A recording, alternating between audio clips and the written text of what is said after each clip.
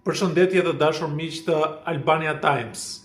Ditën e djeshme kryeministri Rama në podcastin e tij të përjavshëm solli në vëmendje të opinionit publik një moment lidhur me anëtarët apo me oficerët e Byros Kombëtare të Hetimit, të cilit nuk i kishin lënë patllaken sipas tij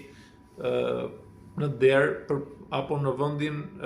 e caktuar lidhur me ruajtjen apo me depozitimin e armëve të zjarrit. Natyrisht të gjithë ne nuk po e kuptonim se çfarë ishte në të vërtetë, sepse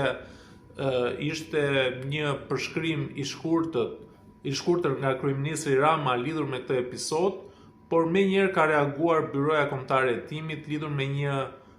njoftim për shtyp ku ata sqaruan se nuk kishte ndodhur asgjë, asnjë konflikt dhe asnjë problem nga oficerët e Byros Kombëtare të Hetimit në datën 20 nëntor të vitit 2025, ku ata oficerët cilët kishin shkuar në kryeministri për të komunikuar vendimin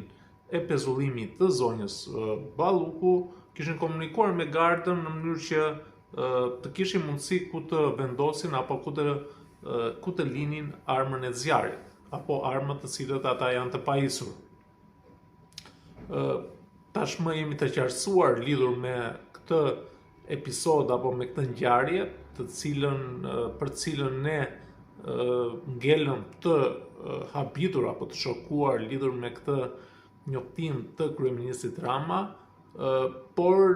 pyetja shtrohet që pse duhet të shtrohet kjo çështje në publik, pra pse duhet thënë në një podcast lidhur me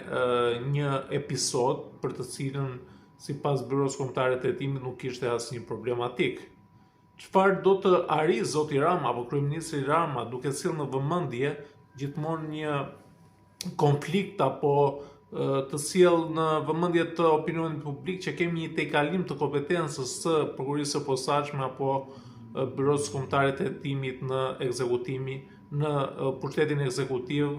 apo në pengimin e punës, siç e quhen ai, të administratës publike apo të ekzekutivit. Këto janë probleme dhe çështje të cilat besoj do qartësohen në të ardhmen. Nuk e besoj dhe nuk e mendoj që në vende të tjera ku shteti ligjor dhe shteti së drejtës është shumë i qartë në ushtrimin e kompetencave të tij dhe në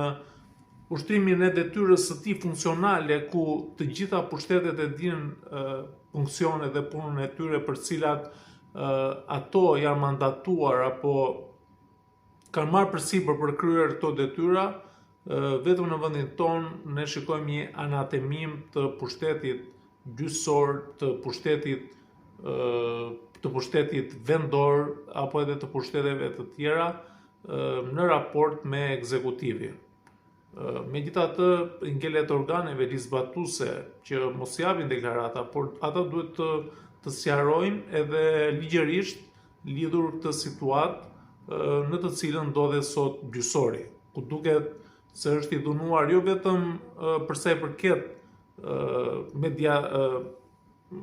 mediatikisht, që do të thotë në publik, nga ana e ekzekutivit apo nga ana e kryeministrit, edhe për sa i përket rritjeve të pagës që ata kanë kërkuar, por edhe një dhunë verbale e vazhdueshme ndaj këtij pushteti të pavarur. Faleminderit.